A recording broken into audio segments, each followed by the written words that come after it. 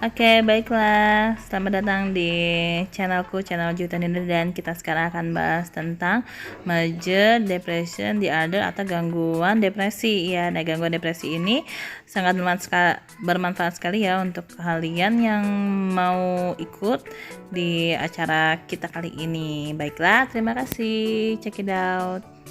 Banget major depression disorder. Buat kalian yang senang nih dengan materi ini, kalian boleh subscribe, terus thank you ya for watching sama mampir di oke, assalamualaikum. Baiklah, assalamualaikum. Oke, today kita akan bahas tentang depresi, yaitu penyakit depresi, major depressive disorder. Apa sih itu major depressive disorder itu? Banyak orang yang mengalami depresi, merasakan sedih, tapi biasanya perasaan ini itu akan lewat selama beberapa hari. Kapan kamu memiliki depresi? Ini ada hubungannya dengan kehidupan sehari-hari, apa yang mengakibatkan gangguan nyeri pada seluruh tubuh, dan juga pada depresi ini merupakan hal atau penyakit yang serius dan tidak bisa dihindari. Depresi ini merupakan penyakit gangguan mental di mana gangguan ini muncul karena adanya gangguan mood, kehilangan dari perasaan keinginan, kesenangan, dan perasaan bersalah, atau juga gangguan dari tidur, juga nafsu makan, penurunan energi, dan penurunan konsentrasi. Dan biasanya depresi ini merupakan gangguan keempat ya dari Global Burden of Disease pada tahun 2000. Dan biasanya pada tahun 2020 ini mencapai nomor 2 berdasarkan daily calculated for all age ya, untuk perempuan dan laki-laki. Kalau pada perempuan itu biasanya 20%, pada laki-laki itu sekitar 12% ya tingkat depresi ini. Depresi ini biasanya merupakan penyebab kedua pada Delhi pada kategori 15 sampai 44 tahun atau kedua seks ya, ini antara perempuan dan laki-laki. Pada prevalensinya, depresi ini terjadi pada seseorang pada keseluruhan umur, usia, latar belakang. Faktanya, depresi ini merupakan faktor yang berhubungan pada seluruh orang, yaitu sekitar 121 juta penduduk di seluruh dunia. Dan depresi ini biasanya merupakan gangguan penyebab terjadinya gangguan di keseluruhan gangguan mental. Dan depresi ini biasanya bisa diobati pada primary care. Kurang dari 25% biasanya memiliki akses ya untuk pengobatan yang efektif. Apa aja sih bentuk-bentuk dari depresi itu? Bentuk-bentuk depresi ini tergantung dari gejala-gejalanya ya dan lamanya. Ada yang major depressive disorder or major depression. Kemudian gangguan distimik atau distimia ini yaitu gangguan depresi yang lama, bisa terjadi dalam 2 tahun. Kemudian minor depression ini berupa psychotic depression. Kemudian juga ada postpartum depression. Kemudian seasonal affective disorder atau SAD, dan kemudian bipolar disorder. Tanda-tanda dan gejala dari depresi ini bervariasi, misalkan adanya gangguan sedih, gangguan merasakan kekosongan, kemudian merasakan perasaan yang tidak berharga, pesimis, perasaan bersalah, perasaan tidak berguna, kemudian sangat gampang tersakiti hatinya, kehilangan aktivitas, kehilangan keinginan untuk melakukan aktivitas, misalkan olahraga, hobi, kemudian termasuk gangguan seks ya, termasuk hubungan seks, merasa lemah, penurunan energi, dan biasanya kesulitan untuk mengalami konsentrasi, mengingat hal-hal yang detail, buat keputusan, mengalami juga gangguan tidur, atau bisa ini kelebihan tidur atau kekurangan gitu, jadi terbangun terus setiap malam gitu lah. Bisa juga disebabkan karena makan yang berlebihan atau kehilangan nafsu makan, pemikiran untuk bunuh diri, Kemudian ada juga yang dirasakan nyeri ya, nyeri biasa itu nyeri kepala, nyeri otot atau gangguan pencernaan yang biasanya tidak bisa berkurang hanya dengan pengobatan pada gangguan pencernaan. Jadi ini harus diobati secara psikologisnya. Apakah gangguan yang biasanya terjadi itu bersamaan dengan depresi? Biasanya adalah PTSD atau Post Traumatic Stress Disorder, Obsessive Compulsive Disorder, Panic Disorder, Social Phobia, Generalized Anxiety Disorder. Depresi biasanya terjadi karena adanya gangguan penyakit ya, biasanya orang dengan penyakit jantung, stroke, kanker, HIV/AIDS, diabetes, penyakit Parkinson tuh biasanya mengalami gangguan-gangguan depresi ini. Penyebab depresi ini banyak, yaitu satu adalah genetik atau herediter, di mana orang yang memiliki resiko keturunan ya. Jadi kalau keluarganya itu ada yang mengalami depresi, maka dia akan cenderung mengalami depresi juga. Biological atau biochemical medication, biological ini berhubungan dengan neurotransmitter, yaitu terjadinya penurunan neurotransmitter serotonin, neurotransmitter dopamin gitu, yang disebut dengan monoamin ya. Nah, kalau terjadi penurunan monoamin ini karena ada resorpsi, jadi ada resorpsi pada sinaptik cleft begitu. Nah, ini kan harus dihindari apabila terjadi gangguan seperti ini, karena harus ada pengobatan ya untuk neurotransmitter ini, walaupun belum bisa dibuktikan dengan pasti gangguan neurotransmitter ini. Kemudian diet, kemudian lingkungan tuh apa ya? Lingkungan itu bisa berupa adanya kematian, kemudian adanya misalkan nih ada yang meninggal gitu keluarganya, atau juga bisa karena mengalami bully atau mengalami gangguan seks, pelecehan seks, itu juga bisa. Dan biasanya ini gabungan ya antara genetik dengan environmental dengan biologi begitu. Kemudian ada juga faktor-faktor sosial, kultur, situasi, hubungan, dan juga gangguan personalitas. Dan diagnosisnya biasanya kita harus mengumpulkan beberapa riwayat-riwayat ya, gejala klinis, kemudian termasuk juga mental status examination. Kemudian kita juga melihat dari kriteria ICD-10, itu ada 10 kriteria biasanya dia itu dari gejala-gejalanya itu. Manajemen ya, untuk mengatasi antidepresan ini biasanya kita membutuhkan pengobatan. Nah, pengobatan ini biasanya sangat penting pada neurotransmitter yaitu serotonin dan norepinefrin, juga dopamin. Banyaknya biasanya antidepresan ini bekerja pada neurotransmitter dopamin. Nah, apa sih obat-obat antidepresan yang biasanya digunakan itu? Contohnya adalah Selective Serotonin Reuptake Inhibitor atau SSRIs. Contohnya adalah fluoxetine, sertraline, escitalopram, paroxetine, citalopram, merupakan bagian dari beberapa obat yang diresepkan SSRIs untuk depresi. Antidepresan ini juga biasanya kita membutuhkan trisiklik.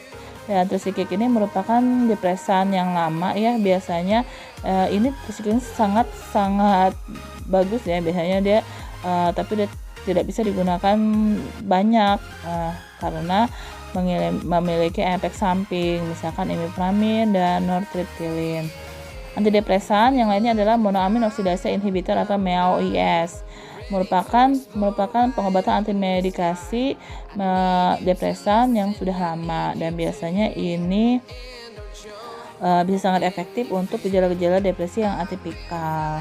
Kemudian orang-orang yang mengalami MAOIs ini harus mencegah makanan dan minuman termasuk keju, terus itu anggur merah atau golongan-golongan yang mengandung tiramin.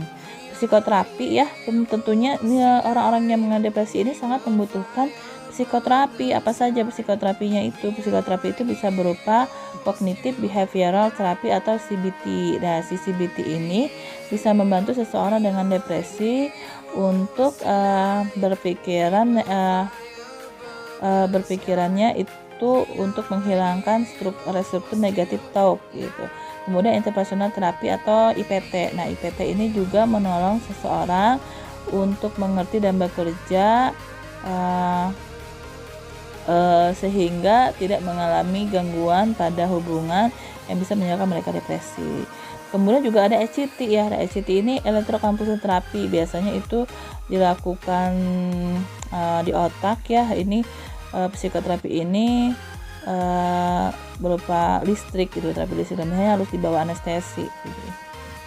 Nah, baik ya. Oke, baik, itu sekilas tentang depresi ya. Mungkin ada tambahan lagi gitu tentang depresi. Saya akan memberikan lagi beberapa hal yang terkait dengan depresi ya. Depresi ini juga disebut sebuah kondisi gangguan mental ya. Dan biasanya memang sangat sering terjadi penurunan energi dan penurunan konsentrasi. Biasanya depresi ini sulit dibedakan dengan kesedihan. Jadi orang-orang yang mengalami depresi itu juga mengalami kesedihan. Sedih biasanya adalah mengalami suatu rasa ketidakbahagiaan. Sedih dan depresi itu memiliki reaksi yang sangat hampir sama, hanya saja depresi itu lebih bisa lama dibandingkan dengan sedih.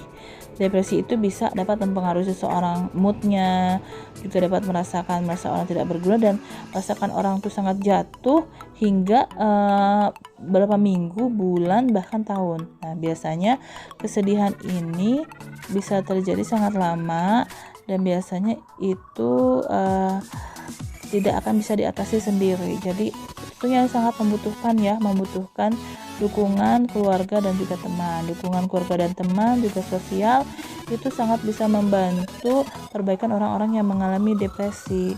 Siapa saja orang yang mengalami depresi ini? Faktanya hampir ya 1 orang dari 10 Amerika itu mengalami depresi, dan biasanya ini mengalami gangguan pada fisik dan mental well-being, dan biasanya ini terjadi sudah lama, dan depresi itu bisa akibat karena adanya gangguan pada lingkungan, misalkan kayak pada wanita yang hamil ya, itu Blue syndrome, karena gangguan hormonal yaitu hormon estrogen dan hormon progesteron, dan kemudian kombinasi antara genetik, psikologikal, dan faktor-faktor lingkungan yang memunculkan onset depresi ini. Fakta-fakta dari depresi ini adalah merupakan satu kejadian yang sering terjadi pada kehidupan manusia, dan biasanya ini bisa terjadi serius dan juga bisa sangat terjadi lama, dan biasanya memenuhi kriteria 20% dari populasi orang Amerika di seluruh dunia. Biasanya wanita itu mengalami 2 sampai 3 kali itu lebih tinggi ya untuk mengalami gangguan mood, gangguan depresi dibandingkan dengan laki-laki. Depresi ini biasanya sering terjadi di keluarga, dan biasanya juga berapa banyak pengobatan juga sudah diberikan untuk mengobati depresi ini. Ya, tadi kita sudah membahas juga tentang teori-teori ya yang berkaitan dengan depresi ini, antara lagi teori gangguan biologikal atau neurotransmitter ini. Kita bahas lagi ya tentang gangguan neurotransmitter ya. Apa sih yang terjadi di otak ya ketika seorang itu depresi? Depresi itu bisa akibat terjadinya episode gangguan pada area lab frontal, pada lobus frontal, dan pada lobus temporal, yang merupakan akibat dari genetik, lingkungan, sosial, dan faktor-faktor psikologis. Dan biasanya juga akibat adanya observasi klinikal. Dan biasanya pasien-pasien stroke ya yang mengalami depresi, pasien diabetes itu juga bisa mengalami depresi, terutama pada lobus yang frontal yang sebelah kiri. Kita flashback lagi, apa sih itu lobus frontal itu ya? Lobus frontal ya,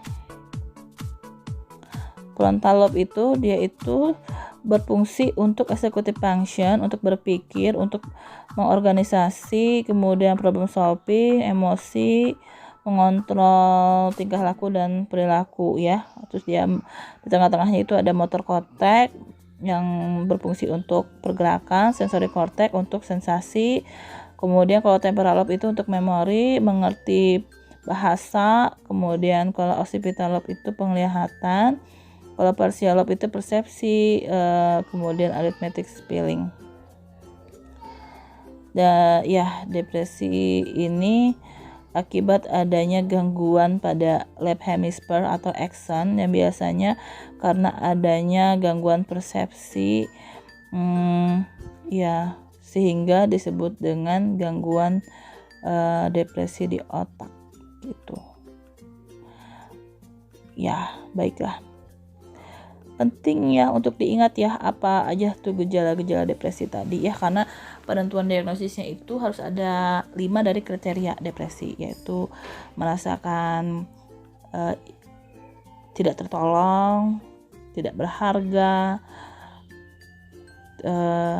terus itu gangguan pemikiran, terus itu juga sensitif, merasa bersalah, kehilangan energi, motivasi, kesulitan untuk membuat keputusan, menyakiti diri sendiri, baik itu bisa sampai ke bunuh diri ya, ini baik itu bunuh diri yang direncanakan maupun bunuh diri yang tidak direncanakan. Sulit untuk tidur atau misalkan keinginan untuk tidurnya terlalu berlebihan, agitasi dan restlessness, kemudian kehilangan kemampuan untuk seks, kemudian